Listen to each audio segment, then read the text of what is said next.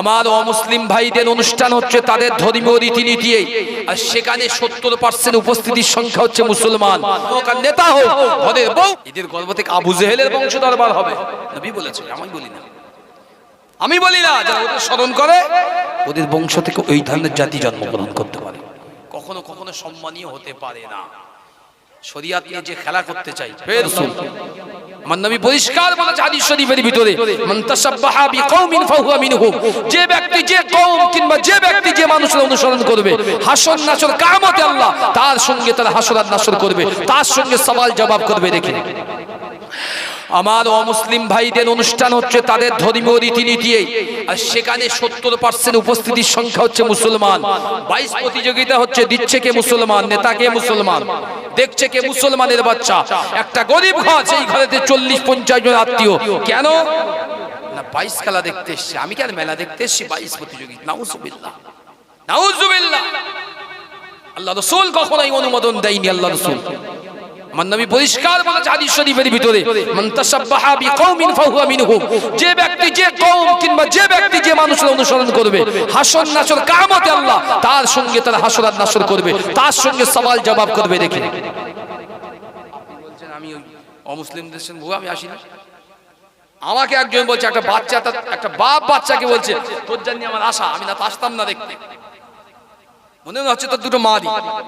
আমি সেখান থেকে আসছিলাম, আমি বাইকটা দাঁড় করিয়ে বললাম, বাড়ির কাছাকাছি একটু দূরে, এত লোক এসেছে, দোষ নেন, আপনার বাচ্চা এসেছে দোষ না। হুজুর, হুজুর থাকলে তো একটু কষ্ট হয় বলতে, কোথাও ওসিলা দেখাতে হয়, হয় না, হয় না, ওসিলা দেখাতে না। হুজুর এই বদমাইশটা বদমাইশি না করলে আমি নিয়ে আসতাম না। পাশে একটা বিবি বলছে, বউ আমরা কি মেলা দেখতে এসছি?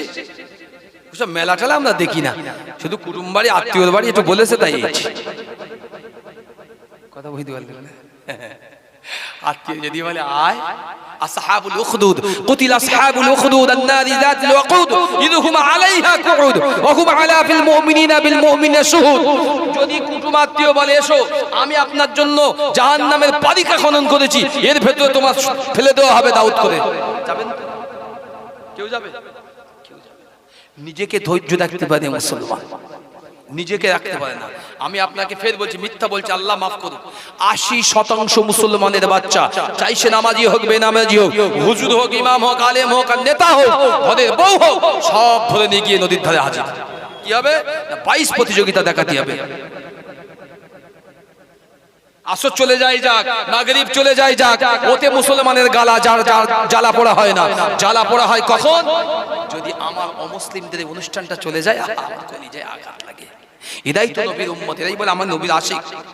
এদের গর্ভ থেকে নবীর আশিক বার হবে, এদের গর্ভ থেকে আবু জেহেলের বংশধর বার হবে। নবী বলেছে, আমি বলি না, আমি বলি না। যারা ওদের স্মরণ করে ওদের বংশ থেকে ওই ধরনের জাতি জন্মগ্রহণ করতে পারে, কখনো কখনো সম্মানীয় হতে পারে না। শরিয়াত নিয়ে যে খেলা করতে চাই, ফের বলছি আপনাকে, ইচ্ছাকৃত আপনি যখন বেধর্মীদের কোনো ধর্ম অনুষ্ঠানে যাবেন, আপনার ইমানের খাতনা আসবে, ফতোয়া আপনি শুনে নেবেন মুফতিদের কাছ থেকে। আপনি কি কারণে যাবেন? কারণ দর্শাতে আপনার বিনা কারণে আপনি যেতে পারেন না। কে বলেছে আপনার ধর্ম অনুষ্ঠানে যেতে? ভাতৃত্ববোধ যদি রাখতে হয়, তার সঙ্গে কথা বলুন, বন্ধুত্ব করুন, দেখা করুন, এক জায়গায় বসুন, বাড়ি যান। অনুষ্ঠানে যাওয়ার অধিকার আপনাকে দেওয়া হয়নি, যেখানে গায়রুল্লাহ, আল্লাহ ছাড়া সবার নামে সবকিছু করা হয়, সেখানে আপনার যাওয়া সাজে না। মুস্তাফার প্রেমিক আপনি হবেন, আল্লাহর নবীর প্রেমিক হবেন। আল্লাহর নবীর প্রেমিক হতে গেলে আপনি হবেন তা কেমন হবে? রাসূলকে ভালোবাসবেন, তবেই তো। আল্লাহ তো বলেছে, মা আতাকুমুর রাসূল ফাখুযুহু ওয়া মা নাহাকুম আনহু ফান্তাহু। আমার নবী যেটা বলেছে, যে আদর্শের কথা, সেটা তোমরা নাও। আমার নবী যেটা নিষেধ করেছে, তার ধারে বাড়েও তোমরা যেও। আদর্শ বাণী আমাদের সামনে স্পষ্ট, কোরআন জলজল করছে, একাধিক হাদিস রেওয়ায়াত জলজল করছে। তারপরেও যদি আপনার মনে হয় যে না, আমরা রাসূলুল্লাহর বাণী মানব না, আমরা শরিয়াত মানব না, নিজের মতো শরিয়াত মেনে নেব, জানবেন আপনাদের ঠিকানা, আমার আপনার ঠিকানা হবে জাহান্নাম। আমি আপনাকে অনেক ওয়াজ শোনাতে পারি, এইভাবে অনেক হাদিস দিয়ে ওয়াজ শোনাতে পারি। ওদিকে যাব না বলে একটু শুধু টাচ দিলাম, বলবেন আমার ঈমান আমার সাথ দেয় না, আমার ঈমান সাথ দেয় না। আপনার ঈমান কি করে সাথ দেয়? আপনার ভয় লাগে না? ভয় লাগে না যে এক্ষুনি যদি আপনার মওত হয়, অন্ধকারে আপনি থাকবেন কি করে? সব তো আপনার পড়ে থাকবে। বড় বাড়ি করেছেন, গাড়ি চালান, সব থাকবে, শুধু আপনি থাকবেন না। শুধু আপনি থাকবেন না, ভেবে দেখবেন কোনোদিন রাত্রেবেলা ঘুমোবেন একাকী বালিশে মাথা দিয়ে ভাববেন যে আমার মৌত হয়ে গেল। সব থাকবে, আমার ব্যাংকে ব্যালেন্স আছে, আমার গাড়ি আছে, বেবি আছে, বাচ্চা আছে, আত্মীয় বন্ধু পরিজন, এত কিছু। সকাল হলে শুধু আমি থাকবো না, আমার অস্তিত্ব থাকবে না, আর সব থাকবে। কি হবে আপনার? কি হবে? নবীর সাহাবীরা যদি বুঝতো এই কথা, তারা বুঝেছিল যে জান্নাত আর জাহান্নামের পার্থক্য, তারা বুঝেছিল নবীর আসার কথা, তারা মেনে নিয়েছিল আল্লাহর নবী কেমন ব্যক্তিত্ব ছিল। তারা সেই মুহাম্মদ আরবির সঙ্গে তারা এত মহব্বত ভালোবাসা করেছিল যে আল্লাহ স্বয়ং তাদের শানে কোরআনুল কারীমে 1500 আয়াত নাজিল করে দিয়েছিলেন। জোরে বলেন সুবহানাল্লাহ। আল্লাহ কোরআনুল কারীমের ভিতরে জানিয়েছেন ওয়াসাবিকুল আউয়ালুনা মিনাল মুহাজিরিন ওয়াল আনসার, যারা প্রথমে আল্লাহ নবীর হাত দিয়ে ঈমানের কলমা পড়েছিলেন, আল্লাহ তাদের জন্য নিশ্চিত জান্নাতের উপহার রেখে দিয়েছে। যদি বলে আপনি সার্টিফিকেট দিয়ে দেখান, মুফতিদের বলেন, ইমামদের বলেন, জান্নাতের সার্টিফিকেট। আল্লাহ নবীর একজন সাহাবী হযরত উসমান বিন মাসউদ রাদিয়াল্লাহু তাআলা আনহু, নাম শুনেছেন? আল্লাহ নবীর সম্পর্কে কি হতো জানেন?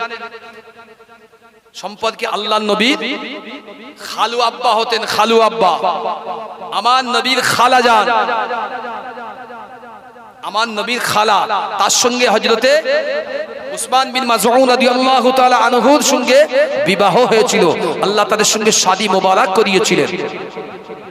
নাম হলো খাওলা বিনতে হাকিম। আল্লাহ রাসূলের খালা আম্মা হতেন খাওলা বিনতে হাকিম।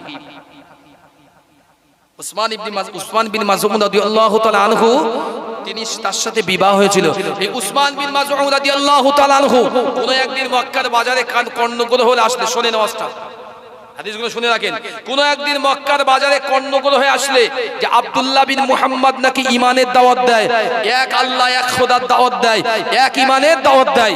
তিনি নাকি শিরক থেকে বেঁচে থাকতে বলেছেন, মদ থেকে মানুষকে দূরে থাকতে বলেছেন, তিনি হারাম থেকে মানুষকে শিক্ষা দিয়েছেন।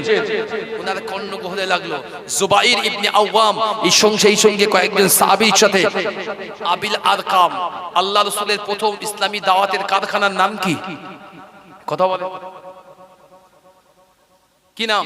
কোথায় রাসূল দাওয়াত দিতেন?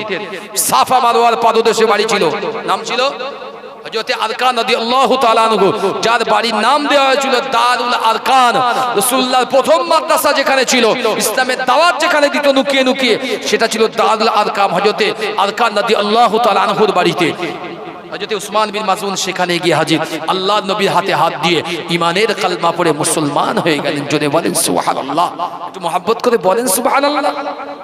আল্লাহ নবী জিজ্ঞাসা করছে, উসমান কি এমন তোমাকে আকৃষ্ট করলো? ইয়া রাসূলুল্লাহ, আপনার যে নূরের মোবারক থেকে যে কথা বার হয়, আপনার মোবারক নূর থেকে অর্থাৎ জবান থেকে যে কোরআনের আয়াত বার হয়, আমি উসমান আজও পর্যন্ত মক্কা, শাম, সিরিয়া, পারস্য কোথায় গিয়ে এত সুন্দর কোরআনের আয়াত, এত সুন্দর বাচনভঙ্গি, এত সুন্দর পড়া, এত সুন্দর কথা আর কারোর কাছ থেকে শুনি না। শুধু তাই নয়, যে জিনিসগুলো আমি উসমান অপছন্দ করি সেগুলোকেই আপনিও অপছন্দ করেন। তো আমার চাইতে এর থেকে আর ভালো সময় আর আমি পেতে পারি না। এজন্য আমি আপনার হাতে হাত দিয়ে ঈমানের কলমা পড়ে মুসলমান হয়ে গেলাম। জোরে বলেন সুবহানাল্লাহ। আল্লাহ নবী সাহাবীরা হায়াতুস সাহাবার বর্ণনা, আল্লাহ নবী সাহাবীরা বর্ণনা করলেন। সিরাত ইবনে হিশামের বর্ণনা হায়াতুস সাহাবার ভিতরে এসেছে, সিয়ারুস সাহাবার ভিতরে এসেছে, বিদায়া নিহায়ার ভিতরে হাদিস শরীফে এসেছে। ও যুবকেরা, আল্লাহ নবীর কলিজা টুকরা সাহাবী হযরত উসমান বিন মাসউদ রাদিয়াল্লাহু তাআলা আনহু আল্লাহ নবীর সামনে দাঁড়িয়ে বলেছিলেন, ইয়া রাসূলুল্লাহ, ইয়া হাবিবাল্লাহ, এই জাহেলি যুগের ভিতরে যেখানে ছোট্ট ছোট্ট বাচ্চারা মদ্যপান করত, শরাবী হয়ে যেত, জাহিলিয়াতের যুগে আরবের বুকে আরবের ছোট ছোট বাচ্চা ছেলেরা তারাও শরাব পান করত, মদ পান করত। ও যুবকেরা, ওই জাহিলিয়াতের যুগে হযরত উসমান বিন মাসউদ রাদিয়াল্লাহু তাআলা আনহু হুজুর আমার মদ পান করতেন না, কারণ তিনি মদকে পান করাকে বড় ঘৃণা করতেন। হযরত উসমান হুজুর বলেছিলেন, আমি মদকে এজন্যই ঘৃণা করি, মানুষ মানুষ যখন মদ পান করে ওই মদ পান করার সঙ্গে সঙ্গে নেশার করে হোশ আওয়াজটা হারিয়ে ফেলে, ভালো মানুষের স্মৃতিগুলো সেখান থেকে বার হয়। মা বোনের ভিতরে কোনো পার্থক্য রাখা যায় না, জ্ঞানী উঁচু নিচুর কোনো ফারাক থাকে না। এজন্য আমি উসমান হিদায়াতের জ্ঞান থাকে না বলে আমি মদটাকে ঘৃণা করি, আমি জুয়া তাস পাশাটাকে ঘৃণা করি। ইয়া রাসূলুল্লাহ, ইয়া হাবিবাল্লাহ, আপনি যে এক আল্লাহর উপরে বিশ্বাস ঈমান এনেছেন, আপনি যে এক আল্লাহর উপরে ঈমান আনার কথা বলেছেন, আমি উসমান ওই আল্লাহর উপরে ঈমানটা আনলাম। জোরে বলেন সুবহানাল্লাহ, আর জোরে বলেন সুবহানাল্লাহ। এ তরুণেরা, যুবকেরা, আল্লাহ নবী সাহাবী হযরত উসমান এক তারিখে ঘোষণা দিয়ে দিলেন, ও মক্কার মানুষেরা শুনে রেখে দাও, ও মক্কার মানুষেরা শুনে রেখে দাও, আমি উসমান বিন মাযউন, আমি আজ থেকে মুহাম্মাদুর রাসূলুল্লাহ সাল্লাল্লাহু আলাইহি ওয়াসাল্লামের এই ধর্মে আমিও দীক্ষিত হলাম। এই এক আল্লাহকে আমি মেনে নিলাম, মুহাম্মাদুর রাসূলুল্লাহকে আমি নবী বলে স্বীকৃতি দিয়ে দিলাম। উসমান বিন মাযউন রাদিয়াল্লাহু তাআলা আনহু যেইনা নিজের কথাটা শেষ করেছে, ও যুবকেরা, খানায় কাবা হেরেমের বাইরে কিছু রাক্ষসের দল ছিল, কিছু বেদিন কাফেরদের দল ছিল। আবু জেহেল, উতবা, সাইবা, শিবা, মুগীরা, এরা প্রত্যেকে এসে ঝাঁপ দিয়ে পড়লেন হযরত উসমান হুজুরের উপরে অকথ্য ভাষায় গালাগালি, সেই সাথে বিদ্রুপ প্রকার করলেন, অসংখ্য মার মারলেন। উসমান বিন মাযউন রাদিয়াল্লাহু তাআলা আনহু হুজুর আমার রক্তাক্ত হয়ে ঘরেতে ফিরে চলে গেল। আল্লাহ নবী সাহাবীরা খবর পেলেন। পরের দিন দারুল আরকামে আল্লাহ নবীর দরবারে উসমান বিন মাযউন হুজুর হাজির। আল্লাহ পাকের নবী উসমানকে দেখে বললেন, ও বাবা উসমান, ও বাবা উসমান, তুমি কেন বলতে গেলে বাবা? উসমান বিন মাযউন বলেছিলেন, ইয়া রাসূলুল্লাহ, ইয়া হাবিবাল্লাহ, আমি শুধু এখানেই নয়, দুনিয়ার तमाम প্রান্তে আমার ঈমানের ঘোষণা আল্লাহ আল্লাহ রাসূল দ্বীনের জন্য আমি সব জায়গায় ছড়িয়ে দেব। একটু জোরে বলে, এই প্রাণ খুলে বলেন সুবহানাল্লাহ। আল্লাহ রাসূল বললেন, কেন তুমি বললে? উসমান বিন মাযউন বললেন, হুজুর, আমার ঈমান এনেছি, এর থেকে বড় খুশি আর কিচ্ছু হতে পারে না। যে ব্যক্তিটা এতদিন নাপাকে শিরক কুফরের ভিতরে জড়িয়েছিলাম, সেই ব্যক্তি আজ ঈমান এনে নিজেকে পরিপূর্ণ সাফ ঈমানদার মনে করলাম, তো আমার বলতে দোষ কি? আল্লাহ রাসূল বললেন, বাবা উসমান, তুমি জানো আমাদের সংখ্যাটা কম, ওরা অনেক বেশি, ওরা অনেক বেশি।